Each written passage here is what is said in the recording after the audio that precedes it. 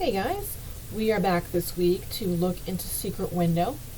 As always, if you haven't already, hit that subscribe button and notification bell. It helps me grow my small channel and you'll get all my latest uploads.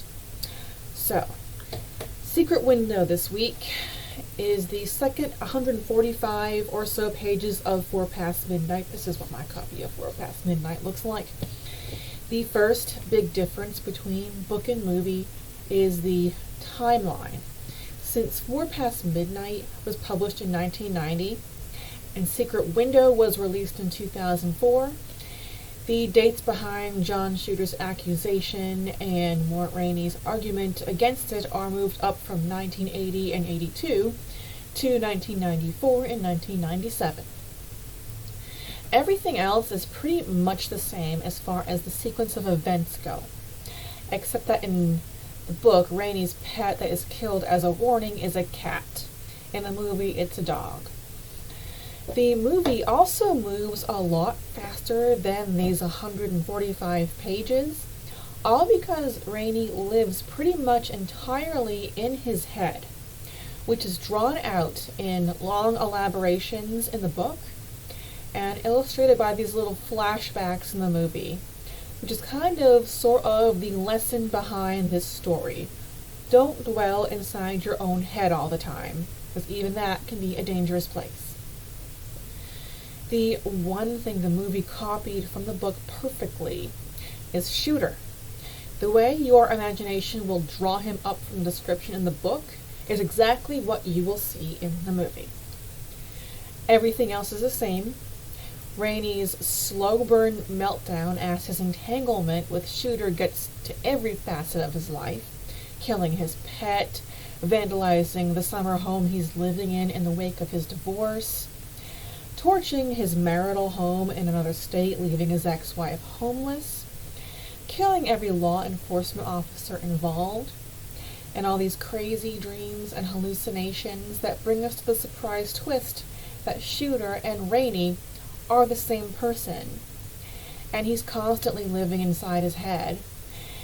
Well, his constantly living in his head has manifested a dangerous alter ego, and it's just as things are coming to a head that Rainey's ex-wife Amy explains to him that their marriage was over long before she got a new boyfriend, because he pretty much has always lived only in his own head, where no one else, not even her, was welcome. The end of Secret Window is very different between book and movie. The movie ends with Rainey and Shooter coming together as one deranged man who kills Amy and her boyfriend Ted, buries them in his yard, and plants a corn garden over them that he feasts from. The book ends with Rainey being shot dead while attacking Amy by an unseen defender. And then the story cuts to an epilogue where Amy and her new husband, Ted, are meeting with investigators to wrap up the arson case on her house, and how they discovered Rainey's fingerprints on the champagne bottle used as the Molotov cocktail. And they also found a handwritten letter from John Shooter in handwriting that Amy does not recognize as Rainey's. So the story kind of ends with something for the reader to ponder, and that closes Secret Window. On another note, another small irony coming from this story is that it begins with an accusation of story theft and ends with the realization of a split personality. Kind of makes one wonder if Stephen King takes any issue with Chuck Palahniuk over Fight Club.